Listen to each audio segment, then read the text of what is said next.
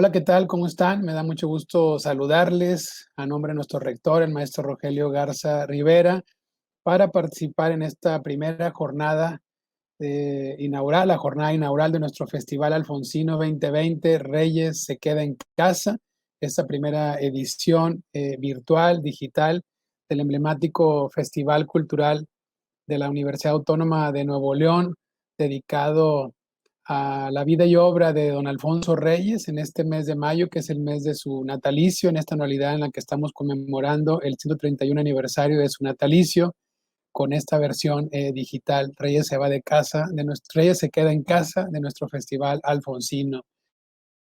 En esta jornada inaugural tenemos la presencia y la participación de uno de los poetas iberoamericanos más entrañables, significativos y leídos, como lo es Luis García Montero, poeta que también es el director del Instituto Cervantes de España.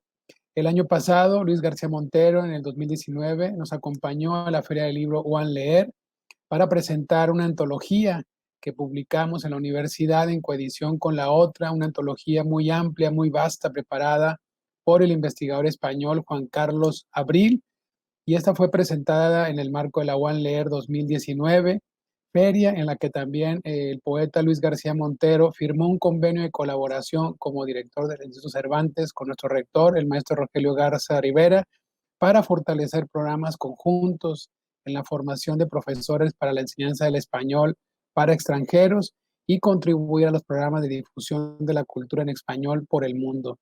Realmente estamos muy honrados de que el poeta Luis García Montero, director del Instituto Cervantes, abra las jornadas del Festival Alfonsino para fortalecer los lazos entre España y México, dos países en los que, bueno, don Alfonso Reyes estrechó un puente de colaboración muy rico que hasta nuestros días nos alcanza. Muchísimas gracias al poeta Luis García Montero por su presencia y participación y a todos ustedes por su atención. Que disfruten la presencia y la charla que nos compartirá el poeta Luis García Montero. Un saludo amigos y amigas, gracias por invitarme a participar en estas jornadas.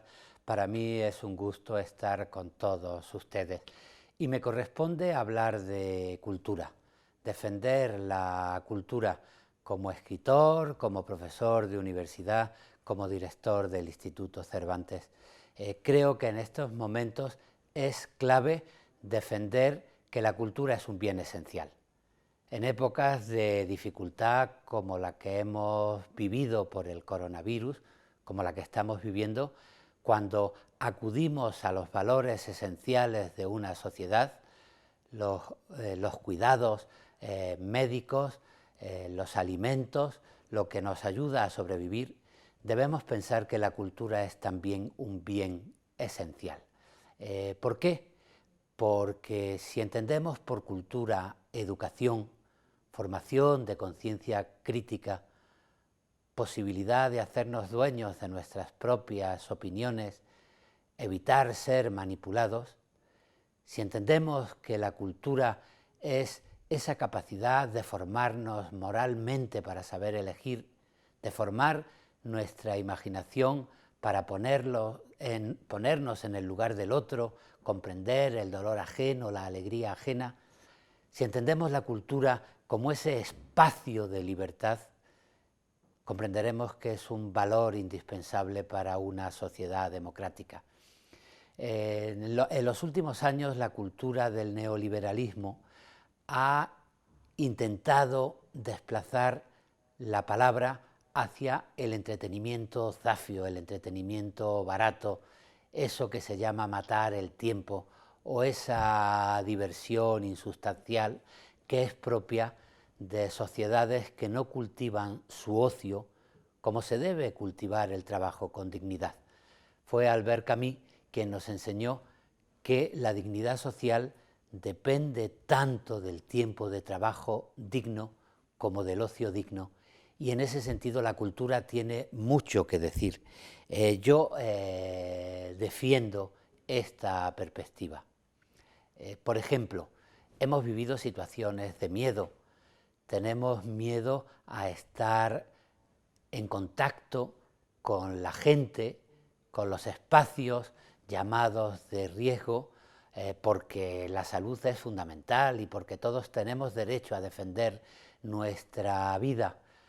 Lo que ocurre es que el miedo muchas veces nos pone en manos de la manipulación y una gran cantidad de noticias falsas, de consejos falsos, se programan para crear instintos que borren el pensamiento y que borren nuestra necesidad de ser solidarios, de crecer juntos, de defendernos juntos. El miedo es un peligro. Yo, como profesor de literatura, en estos días me he acordado del Decamerón de Boccaccio, de La peste de Camus, de muchos libros que hablaban de situaciones de epidemia. Estamos recordando este año la muerte de Benito Pérez Galdós. Murió en 1920, ahora se cumplen 100 años. Bueno, pues uno de los episodios nacionales de Galdós se titula Un faccioso más y algunos frailes menos, y cuenta, entre otras cosas, una epidemia en Madrid y cómo gente manipuladora que quería crear malestar corrió el bulo de que eran los frailes los que habían envenenado el agua de Madrid para matar a la gente. Y eso supuso una revuelta que acabó con asalto a los conventos y con el asesinato de los frailes. Benito Pérez Galdós era poco clerical porque la Iglesia había formado parte del pensamiento reaccionario español, pero ser poco clerical no significa dejarse manipular, ni renunciar a los valores del respeto a la vida y a la verdad. Y en ese sentido denunció las manipulaciones provocadas por el miedo y la injusticia que se puede cometer cuando uno se pone en manos del miedo.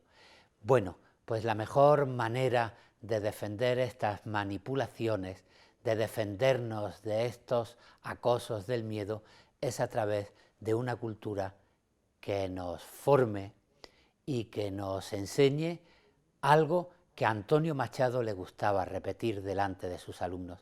Antonio Machado le decía a sus alumnos: por favor, la verdadera libertad no está en poder decir lo que pensamos. Es importante que no haya censura, pero la libertad no está solo en poder decir lo que pensamos. Debemos también poder pensar lo que decimos. Y para eso hace falta la cultura y la educación. Un jurista italiano en un libro establecía la diferencia entre una democracia constitucional y una democracia plebiscitaria.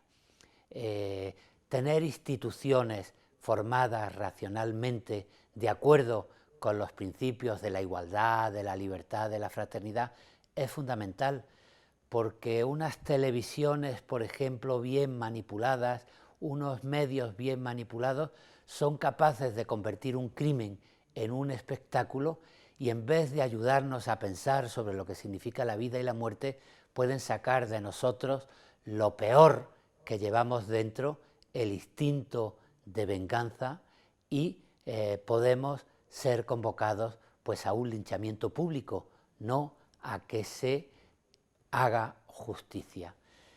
Eso que ya lo trató Esquilo en el teatro clásico, cuando en la Orestiada nos enseñó la diferencia que hay entre la justicia y la venganza, es algo que las sociedades deben plantearse constantemente, sobre todo cuando vivimos en medios de poderosos medios de control de las conciencias, en lugares de poderosos lugares de la manipulación, en un mundo que ha inventado 1000 mundos para hacernos pensar aquello que no nace de nuestra conciencia, sino que surge a través de la manipulación de los intereses ajenos. Por eso defiendo que la cultura es un valor esencial, porque nos hace ser dueños de nuestras propias opiniones. Yo me levanto por la mañana, desayuno viendo el televisor, viendo los telediarios, tengo información y después me voy a mi computadora, a mi ordenador y leo los periódicos. Si no soy precavido, casi siempre acabo leyendo los periódicos que me van a dar la razón, los que piensan más o menos como yo pienso.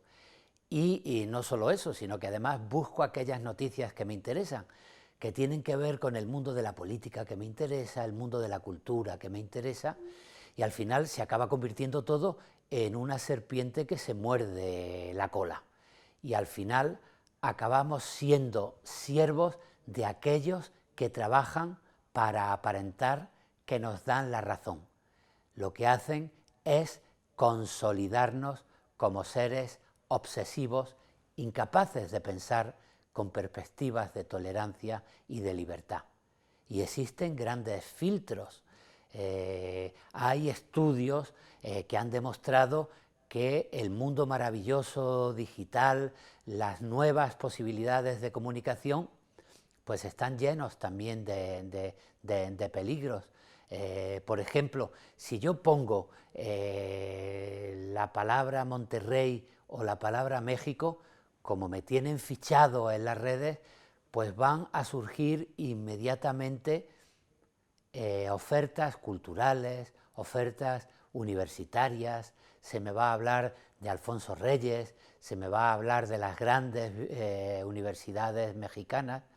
Quien sea partidario de un turismo pornográfico, pues le van a salir ofertas de turismo pornográfico, y quien esté interesado en otros aspectos, en su ficha constan esos aspectos si se les propone ofertas a partir de ahí. Con lo cual, la aparente libertad se va convirtiendo primero en una oferta de consumo y después de manipulación.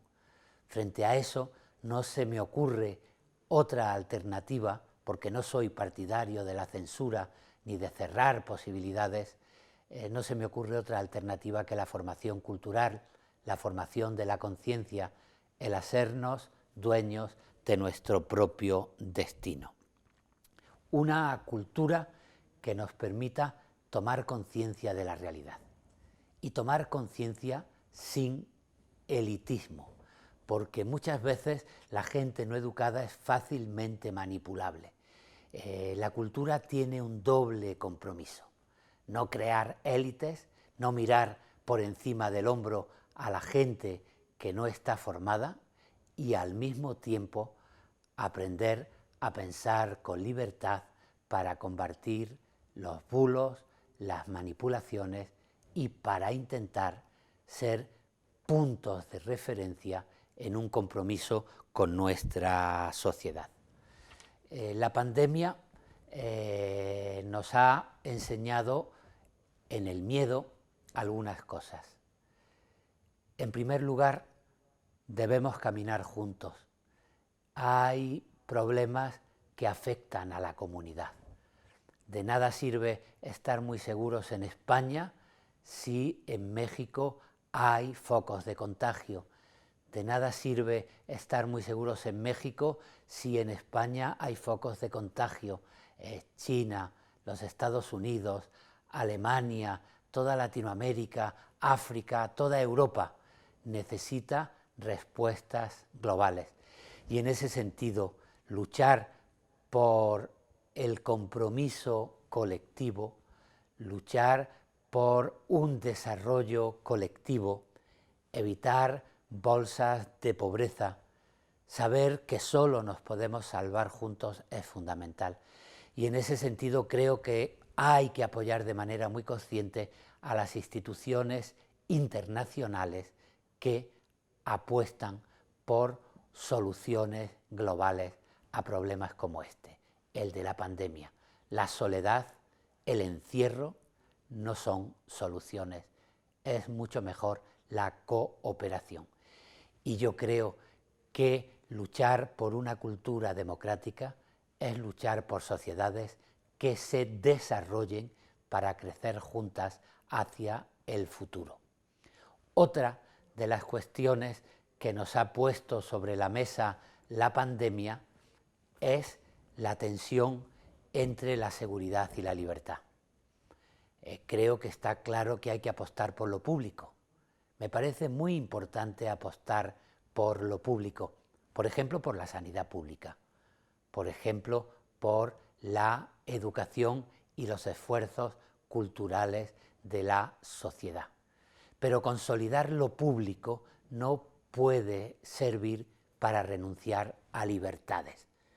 Un buen contrato social es aquel que crea marcos de convivencia justos para que se puedan desarrollar las libertades individuales. Por eso, la cultura debe ser fundamental también para pensar en el futuro. Libertad, igualdad, unidas por la fraternidad. En estos días, aparte de acordarme de muchos escritores, como Sor Juana, como José Emilio Pacheco, como Octavio Paz, como María Zambrano, como Rafael Alberti, me he acordado también de un poeta español de la generación del 27 que perdió en la Guerra Civil Española de 1936, que tuvo que salir al exilio, vivió la primera parte de su exilio en Glasgow y en Londres, y después salió a los Estados Unidos y finalmente a México, donde murió. Hablo de Luis Cernuda. Después de pasar mucho tiempo en un exilio de origen inglés, al llegar a México se reencontró con su lengua, con sus señas de identidad, y escribió un libro en 1950, publicado poco después, que se titula Variaciones sobre un tema mexicano. Lo primero que sintió al llegar a México, después de vivir mucho tiempo, como digo, en países de cultura inglesa, fue la identidad que supone hablar una lengua. El cómo de pronto se sintió en su tierra, en México, como español, porque podía compartir la misma lengua. Y las palabras primeras de este libro empiezan así: tras de cruzada la frontera, al oír tu lengua que tantos años no oías hablada en torno, ¿qué sentiste? Sentí como sin interrupción continuaba mi vida en ella por el mundo exterior, ya que por el interior no había dejado de sonar en todos aquellos años. Luis Cernuda encontró en su lengua su identidad, una identidad que forma a comunidad y que va más allá de las fronteras.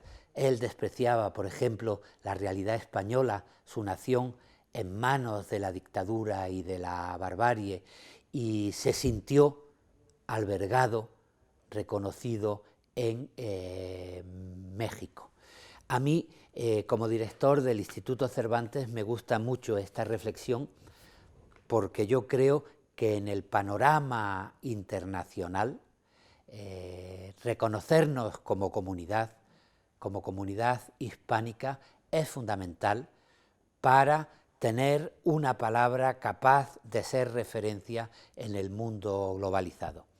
Una comunidad sin dueños, sin centros, porque la lengua es de todos los hablantes y es tan respetable el español que se habla en Andalucía o en Castilla, en mi ciudad, Granada, o en Salamanca, donde se pronuncian las eses muy bien, y es tan respetable como se habla en el Río de la Plata, o como se habla en Monterrey, o como se habla en los Andes, porque la diversidad es la riqueza de un idioma común. Y en ese sentido, desde una historia y desde una cultura propia, debemos responder a los retos del futuro. ¿Y cuáles son los retos del futuro? Pues creo que el progreso es muy importante. Yo creo que el español debe apostar por el progreso y por la ciencia y por la tecnología, porque es apostar por la cultura.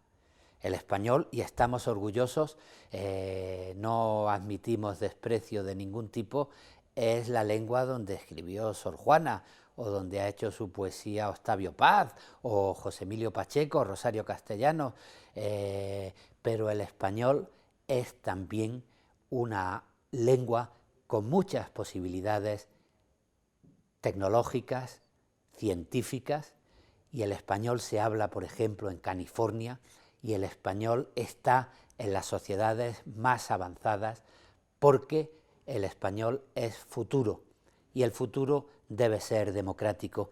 Por eso me acuerdo de Luis Cernuda, cuando llegó en su exilio después de tantos años de desarraigo inglés y norteamericano a México, sintió su idioma y se sintió en su casa. Junto al idioma reconoció otra cosa, la dignidad de la pobreza.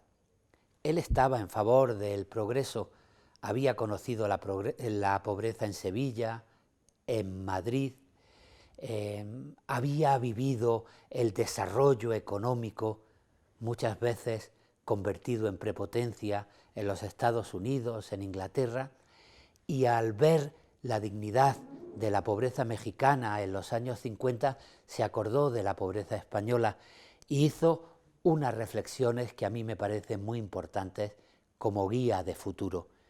Escribió en un poema que se titula Lo nuestro: riqueza a costa del espíritu, espíritu a costa de la miseria, ambos, espíritu y riqueza, parece imposible reunirlos, mas no eres tú ni acaso nadie quien ahí pueda decidir. Piensa solo, si lo que te importa es el espíritu, a dónde debes inclinar tu simpatía. Pues bien, creo que estamos en el momento de inclinar nuestra simpatía hacia un futuro donde el desarrollo no borre el espíritu y la solidaridad propia de nuestra historia y donde podamos desarrollarnos, podamos progresar en el compromiso de sociedades justas donde la libertad y la igualdad convivan abrazadas por la fraternidad. Esto es lo que quería contarles y por esto estoy convencido de que la cultura y la educación son bienes esenciales para una sociedad que quiere ser democrática. Un abrazo muy fuerte y muchas gracias.